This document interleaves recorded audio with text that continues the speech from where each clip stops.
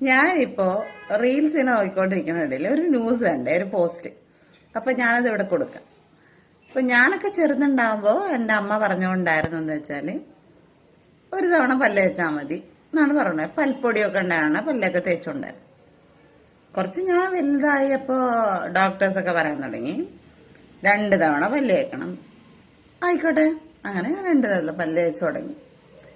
റീൽസൊക്കെ നോക്കാൻ തുടങ്ങിയപ്പോൾ പറയാൻ തുടങ്ങി രാവിലെ പല്ല് തേക്കാതെ ഭക്ഷണം കഴിക്കുന്നതാണ് നല്ലത് എന്ന് പറയാൻ തുടങ്ങി.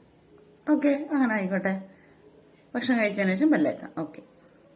ഇപ്പോൾ പറയുന്നുണ്ട് രാത്രി പല്ല് തേക്കണത് എന്താണ്, ബുദ്ധിമുട്ടാണ്, ശരിയല്ല, നല്ലതല്ല. സത്യം പറഞ്ഞാൽ നമ്മൾ ഇതിലേതാണ് നിർത്തേണ്ടത്?